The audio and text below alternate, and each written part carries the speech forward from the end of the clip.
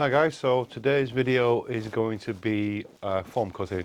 I'll explain a little bit of basics about foam as well and how to work out how much you need to cut, because it's not as simple as just drawing around a pattern or measuring something out and cutting it. You need to add a foam allowance. But I'll explain a little bit about that as I'm going along. Now I use a foam saw, but I'm sure you are not going to have a foam saw. I'll just get the foam saw and I'll explain. So this is a foam saw. They're not cheap. I've had this for probably getting on for 10 years now, and when I bought this, you buy it body and foot only, so no blades involved in the purchase, and I think it was about £320 10 years ago for one of these. Now, don't know what the price is now because I haven't checked, but I'm sure they're a bit more than £320. When you buy the foam saw, you buy it just the saw and the foot. The foot is removable. It just has a screw here and the foot comes off and the blades come off. So you've got a couple of screws here and these little nuts here, and that releases the blade. Now the blade comes with a blade guide, so this is the blade guide, and these are blades. It's a pair of blades, so one right and one left, and they're a fine-ish tooth blades. There's no curve on them at all. They're very straight, and they just run side by side together. So, and they run backwards and forwards against each blade, a bit like our electric carving knife. So electric carving knife is a very similar thing. It's two blades together and they run parallel side by side. You can use an electric carving knife for cutting foam. It does a reasonably good job, but the trouble is keeping the saw parallel and getting a nice square edge. Now the thing about the foam saw is you've got the foot. So the foot goes onto the blade. It's tightened up with the screw, and the saw stands on a bench, so it becomes very, very parallel as long as the guide is in good condition. If you drop the foam saw, then you potentially can bend the guide, which makes it a little bit out of square, which is not great. The blades are not cheap either. I've got an 8-inch blade, I've got a 12-inch blade, and I've got a 6-inch blade. I very rarely use a 6-inch blade. Most of the time the 8-inch blade is the one that is on the saw. If I need to cut anything thicker than 8 inches, obviously I need to change blades to the 12-inch blade. I've cut this form out that I'm doing now. It's just for 2 cushions for a rock and roll bed. And I'll explain what I'm doing and why I'm doing it. I'm going to use the foam saw for this because that's what I use. But then I'll explain to you your alternatives of what you can use and how to use them and how to get the best results from cutting with the alternatives that are relatively cheap. So I'll cut these first and then I'll get on to explaining your alternatives for cutting foam. So foam comes in lots of different thicknesses, grades, qualities, and depending on what you're using it for, it depends on what grade of foam you have and what thickness you have. Now I buy half a block of foam at a time, so a full block is roughly 8 foot square, give or take a few inches, by 40 inches high. Now that's quite a big chunk of foam, but I get my suppliers to cut them in half, so they cut a block in half for me, and then they cut it to whatever set thicknesses I need. So I order 1 inches, 2 inches, 3 inches and 4 inches. So from that I can get any size that I need. So if I want a 5-inch, I'll put a 4 and 1 together, or a 3 and a 2, depending on what I have in stock. 6 inches I'll do a 4 and a 2, 7 I'll do a 4 and a 3. So you can see why I buy the sizes that I buy. Now this is 3 inch that I'm using now, and I have, obviously here is half a piece or one sheet that I buy, so that's half a block size sheet, and I've got an offcut here that I've glued to this full size sheet. Now I've done that because it's a good way of using offcuts of foam. Foam glues really well. Once this is glued, if I try and split it along the glue line, chances are I'll rip the foam and not the glue line. So I have the pattern here for the cushion that I'm making, and I'm going to pin it to the foam. So the first thing I'm going to do is, I'm just using a marker pen, permanent marker on the foam. And I'm not going to use the edge of the foam because the edge of the foam most of the time isn't as good as you might want it to be. It's not got a clean edge most of the time. So I'm going to draw a line along the edge that I'm going to cut off.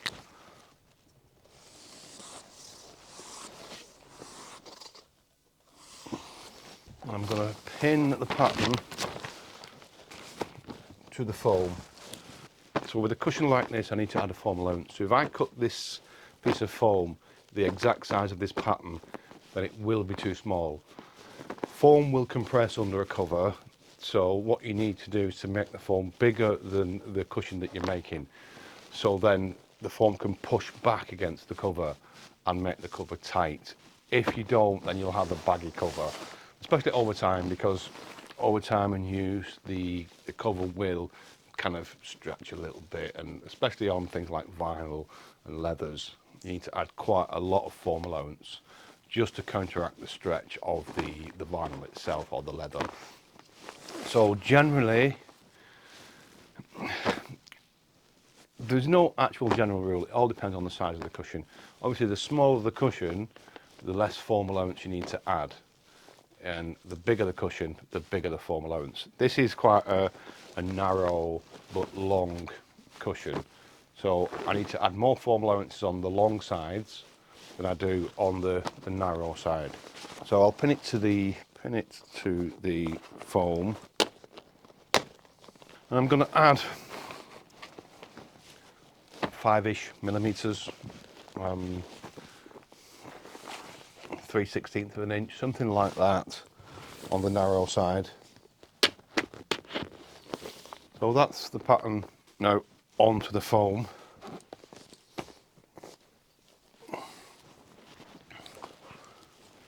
And I'm going to do the long sides first. Now also, if you're using quite a dense foam, you don't have to add quite as big a foam allowance. But if you're using a soft foam, obviously you need to add more of a foam allowance. So, like I said, there's no hard and fast rule when it comes to cutting foam and how big you need to cut the foam.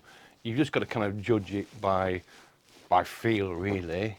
If you push the foam inwards and you see how much you need to push that in, or how much force it takes to push that in, and that'll give you a rough idea of how much foam allowance you need to add. So the cushion itself is 57 inches wide, but I have two, and one is half an inch bigger than the other.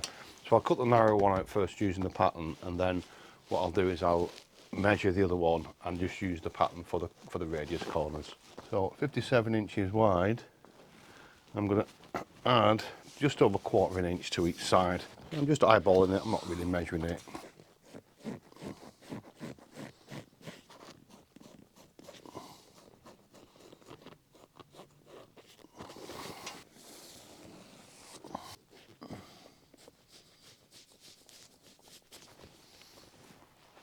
And you can see that I've added a little bit to the edge of the pattern.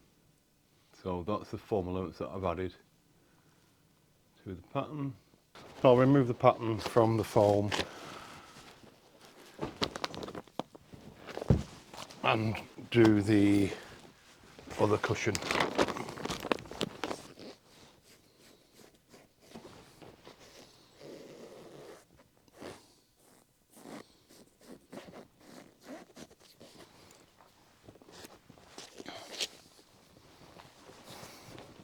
So I'm going to cut both these out at the same time.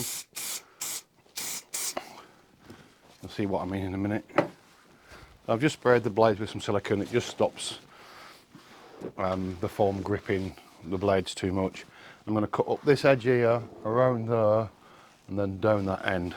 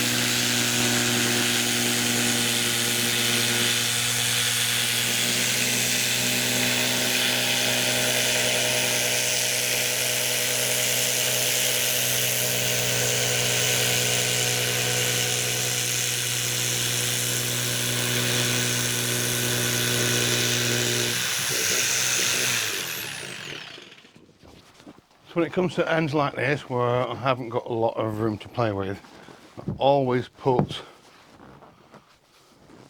some foam underneath. It just helps to keep the end of the foam square.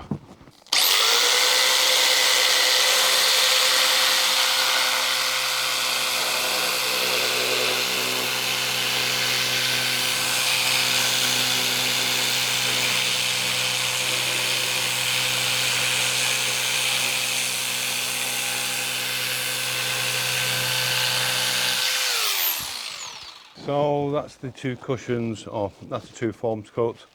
Now I'm going to show you how you can cut the foam and the best things you can use to do it. Put these to one side.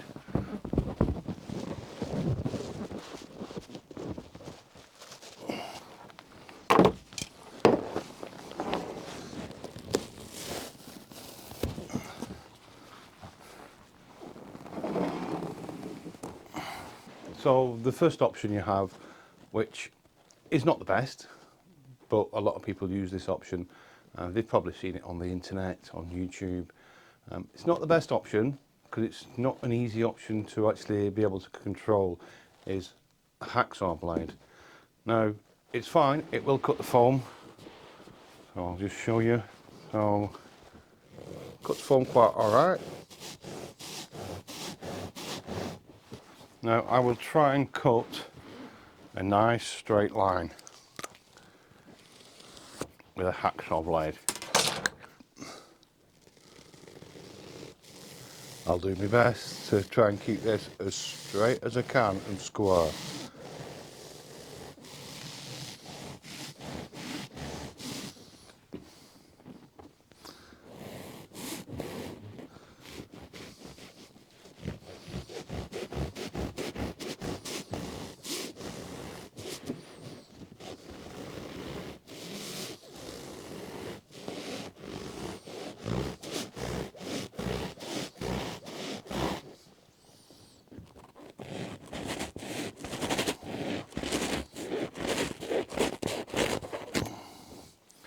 And there we have it.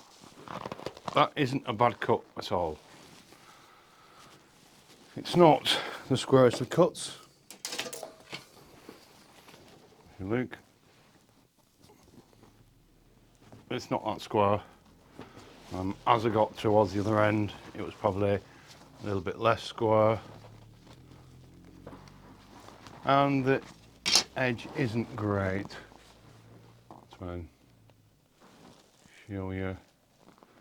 You've got some jaggedy marks, but it does the job.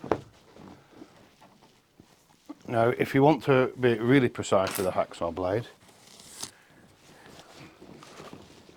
now I'm going to square the end off and see how square we can get it this way.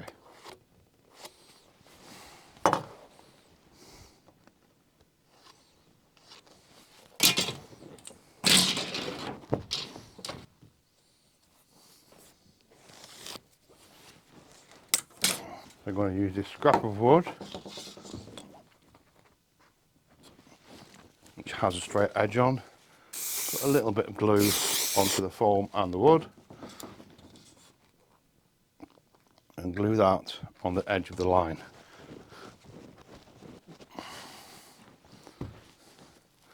And then I'm going to use the bench, and I'm going to do the same thing. I'm going to glue it to the bench.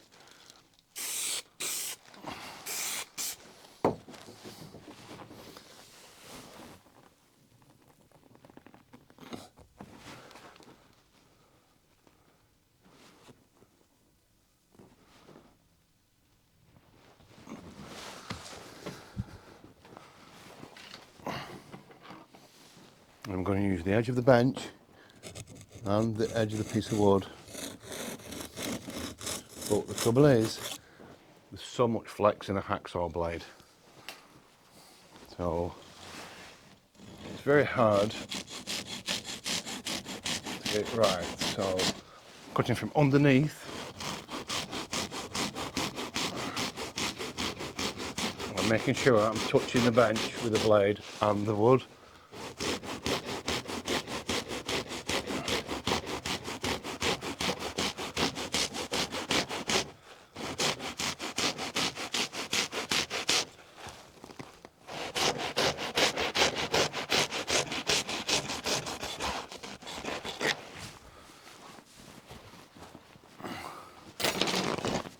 And there we have it.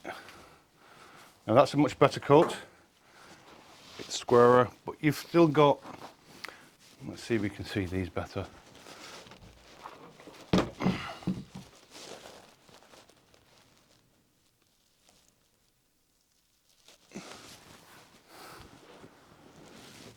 You've still got quite a jaggedy edge along here. It's very passable, but I've seen people bring it in and there's chunks missing and everything. It's awful, and I have to trim off the edge, add a bit of foam to it, and make it much nicer. So as you can see, that's my bottom line. It's pretty much on it. A little bit here, it's an issue, and the top line pretty much on it. And the top line, we're pretty much on it as well. So that would make quite a decent cushion. It's cut all right. As you can see, that wasn't a bad technique to use to cut a bit of foam.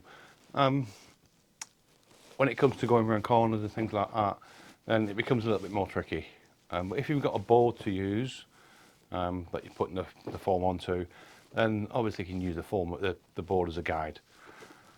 So that's your first alternative. Second alternative is a soft materials jigsaw blade.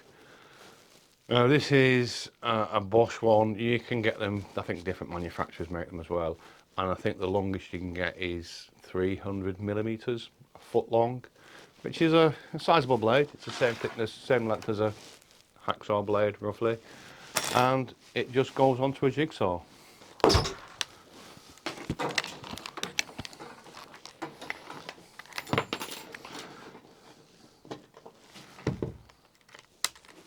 So there we have it. It's a soft materials jigsaw blade. Now from new they are ultra sharp, so don't get your fingers in the way of this, it will take the ends off.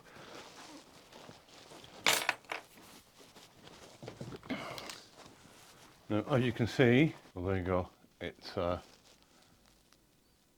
sharp blade. It's got no teeth, it's just got this wavy sharp edge. And they are very sharp.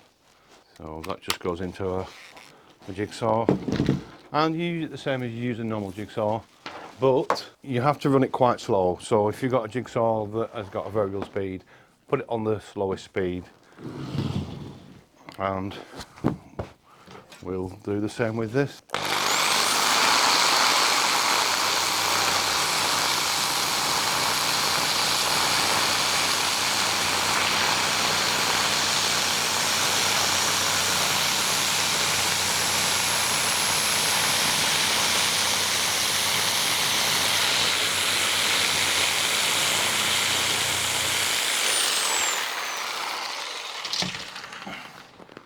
And there we have it.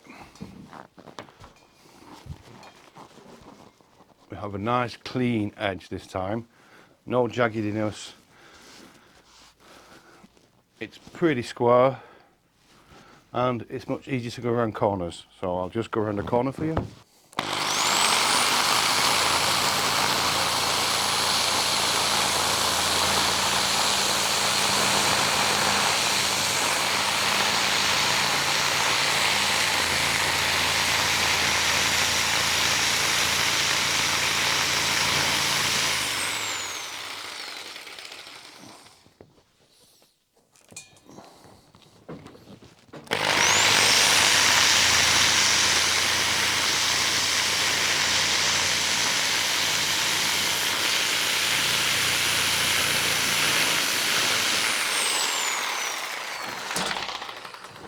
So it isn't perfect, it isn't completely square on the end, but the alternative is, to keep it more stable, is to place another piece of sacrificial foam underneath. Then this keeps the foam a little bit more stable.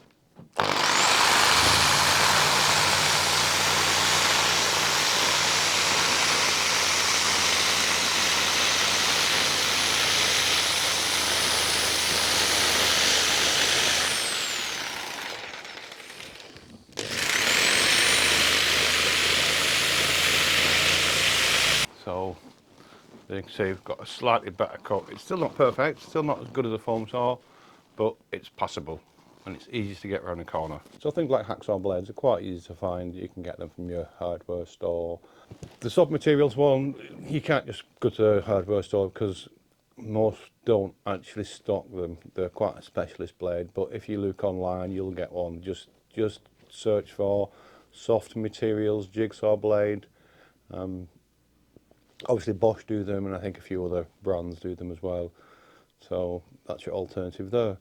Now, the other alternative is electric carving knife, which I don't own one. They do a pretty good job as well, but you have the same issue of keeping the blade running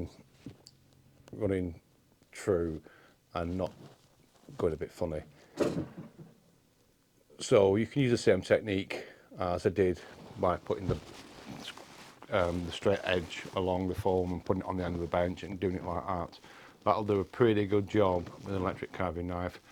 Even some professionals use electric carving knives. It's a cheaper alternative than a foam saw, but obviously a foam saw is designed for the job and does a much better job than anything else. You can use a bandsaw if you have one, but you're limited then to how big of a piece of foam you can cut on a bandsaw, unless you have a monster bandsaw. But if you've got one of them, then lucky you. But yeah, that's your alternatives, and much cheaper than buying a foam saw at £300 plus. So I hope you found that useful and informative. So I've just got to wad the cushions now that I've cut out for this rock and roll bed, like you saw me doing at the beginning of the video. Wadding, that's a whole nother story. I will be releasing a video on wadding, what it is, what it's for, why you should use it, when you shouldn't use it, and do you have to use it? Well, the answer on that is sometimes, yes, you have to. But yeah, that'll be another video, so keep notified for that, and I'll see you again. Thank you for watching. Bye.